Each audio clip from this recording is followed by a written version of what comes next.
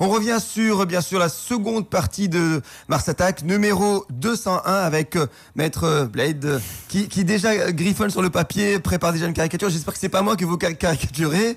Et Maître Tralklozani, bien sûr, très sage dans ses pensées, dans son analyse. Alors, on va, comme promis, réécouter, ou plutôt écouter l'analyse de Schmar. Et juste après, on écoutera Bassel pour pouvoir faire une synthèse générale des déclarations des joueurs. On est en train de bien travailler pour préparer ce match. Après, je pense qu'on est motivé, il y a l'état d'esprit, il y a l'ambiance. Et on a la chance de recevoir déjà à domicile. Je pense que ça va bien se passer et puis qu'on va ramener ces 3 points. Allez, que pense Bassel maintenant? Tous les matchs seront importants, que ce soit contre l'Algérie ou contre la Tanzanie ou le Centrafrique. C'est vrai que je pense qu'il va falloir faire un sans faute justement contre le Centrafrique et la Tanzanie. Et après, contre l'Algérie, ça sera la finale, je pense. À nous d'être costauds et de leur prouver qu'on a les qualités et qu'on n'est pas devenu nul du jour au lendemain. On a énormément de qualités dans le groupe. Et maintenant, il faut le prouver sur le terrain en gagnant les matchs. Cédric, vous connaissez peut-être ce discours. Quelqu'un est passé pour leur dire sérieux, travail et abnégation. C'est le discours de la rentabilité. Ouais. Tout simplement, c'est le discours de la responsabilité. Je crois que, en entendant vraiment les joueurs, ils sont conscients que ce tournoi, c'est un tournoi à 4, où vraiment il faut savoir gérer d'une manière très précise pour essayer de se qualifier. Parce que du moment qu'on baisse la garde, on risque d'avoir des problèmes. Donc, aussi bien, maintenant, tout le monde se focalise sur l'Algérie, mais il faut aussi se focaliser sur la Tanzanie et sur le Centrafrique. Ouais. Donc, c'est une gestion vraiment très minutieuse et il faut essayer de la maîtriser. Moi, je suis d'accord, il y a cet élément Afrique qui intervient maintenant dans le discours des joueurs. C'est une bonne chose.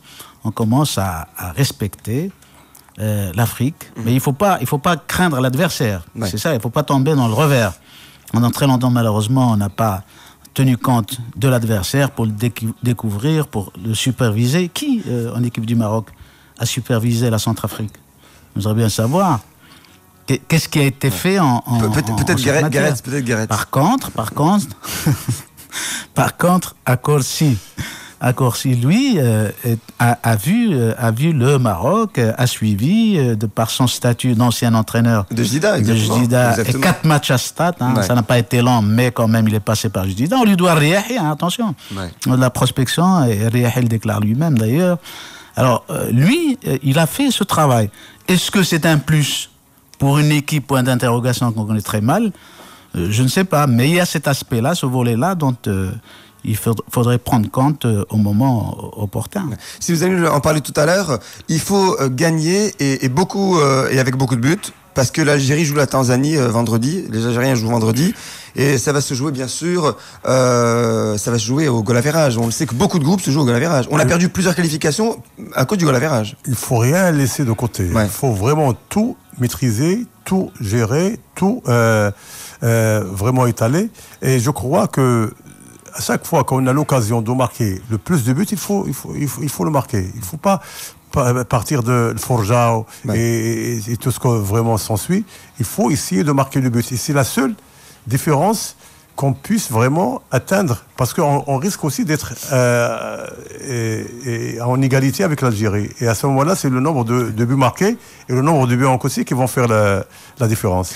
Rabih Sadan choisit Blida, lui, il est intelligent. Ouais. Même l'élément stade, il l'intègre justement dans ses calculs, il ne fait pas de concessions. Espérons que nous, on pense de ce côté-là aussi, justement, pour ne pas évoluer dans je dirais, dans un complexe fastueux où il y ait le spectacle. Et du Coran d'air.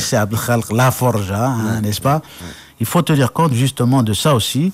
Le stade, élément de pression psychologique et même sportif sur l'adversaire. Et on l'oublie, on a tendance à l'oublier. Siluzani a vécu, je crois, des moments incroyables avec l'équipe nationale où le public venait. Aujourd'hui, c'est désert. Et croyez-moi que le public, l'absence du public joue aussi. Nous sommes aussi responsables de ces échecs-là, parce que les joueurs, ils rentrent sur un terrain vide, alors qu'on sait que le WAC draine des supporters, le Raja également, le Kaukab, le MAS draine des supporters. Et pourquoi une équipe nationale ne draine personne? C'est dramatique. Il faut que samedi, qu'on soit à Rabat, avec la tenue nationale et à chanter. Mais qu'on assure le transport aux gens, au moins. Oui, bon. On assure le retour après le match, parce que les gens vous diront à Rabat, nous, on nous a fait le coup de nous ramener au stade, pour les meetings d'athlétisme, pour le foot, pour le reste, et qu'après on se retrouvait sans moyen de locomotion.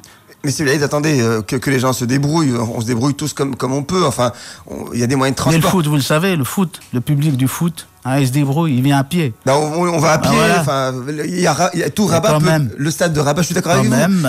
Mais faut s'organiser, c'est possible. On peut faire des choses comme ça dans le cadre de l'organisation. On est d'accord là-dessus, mais vous êtes d'accord avec moi que le public doit être présent parce que c'est quand même un moyen très important de pression. Les Égyptiens jouent leur match à 100 000, 120 000 spectateurs. C'est ahurissant. Je crois que le discours d'appeler le public à venir soutenir l'équipe Maroc est très important. Mais je crois aussi que la balle est du côté du joueur. C'est les joueurs qui doivent marquer les buts. C'est les joueurs qui doivent se motiver. C'est les joueurs qui doivent savoir que la qualification est au bout de leurs pieds, est au bout de leur volonté. Ouais. Mais pas dans un stade désert, c'est Abdel. Là, je ne comprends rien pour amener les gens. Ce ne sont pas les joueurs qui sont responsables. Vous savez, en Égypte, je vous donne le cas d'Égypte. L'Égypte, c'est quelque chose toujours comme 15 000 militaires en civil, qui remplissent les quarts du stade. Et ils sont supporters. D'ailleurs, ce sont les plus virulents, souvent. Donc, il y a toute une stratégie aujourd'hui à remplir un stade. Vous savez, le stade est pensé. Il y a des stratèges des stades, des organisateurs des stades, etc.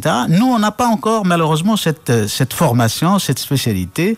Et les stades sont gérés de manière improvisée, comme si un stade devrait être livré à lui-même, alors que le stade, c'est un organe vivant qu'on peut remplir, qu'on peut vider, qu'on peut animer, etc. L'appel du public, c'est une stratégie qui demande beaucoup de temps et beaucoup de travail.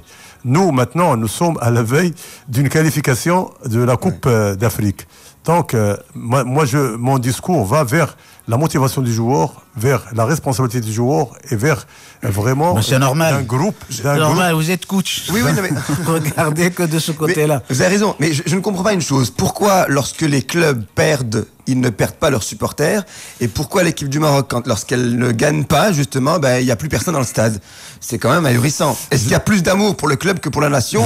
Je pose la question. Je crois qu'au Maroc, nous sommes en train de trouver des supporters, des vrais supporters. Mais c'est pas une tradition depuis très longtemps. Quand, par exemple, le Raja ou le WAC, ce sont des deux équipes qui attirent beaucoup de monde, ne marchent pas bien, il n'y a pas beaucoup de public. Donc, le public... C'est-à-dire 20 000. Quand il y a personne, il y a 20 000. Non, mais quand même, il n'y a pas beaucoup de public. Moi, j'ai vu le Wydad, l'année passée, jouer devant 3 000, 4 000 personnes. Ouais. Donc, 4 000, 3 000, c'est l'affluence record dans d'autres villes. Donc, il faut essayer... relatif. Belhaïd, le travail du public, c'est un travail de longue haleine. Il faut une structure d'accueil, d'abord, pour le public. Je suis d'accord avec vous. On ne peut pas, par exemple, en faisant des discours d'ici, on peut attirer le public. Si, on peut apporter quelque chose. Mais il faut la structure d'accueil des équipes qui reçoivent et de la fédération qui reçoit, une structure d'accueil vraiment savamment bien définie pour essayer d'attirer les gens. Quand on voit, par exemple, maintenant dans certains terrains, on n'a même pas une toilette pour aller. Oui, nos stades ne sont pas équipés, il est vrai, c'est à Tralr, mais on reviendra un jour pour discuter de ce problème des stades. C'est pas le moment, c'est vrai, c'est la veille d'un match. Mais ce qu'il faut voir du côté de la FIFA qui gère les stades aujourd'hui. On fait même une sélection au niveau du public. En Coupe du Monde, on sélectionne le public. On sélectionne le public qui devrait venir à telle place, pourquoi, etc. Et il y a des questions qui sont posées aussi bien au niveau de la sécurité, au niveau de l'accueil, au niveau de l'animation. Il y a des places qui sont réservées aux enfants, il y a des places qui sont réservées aux handicapés. Bien sûr. Et bien entendu, ce qui compte le plus, c'est l'image. L'image, donc, c'est la télé, l'audiovisuel.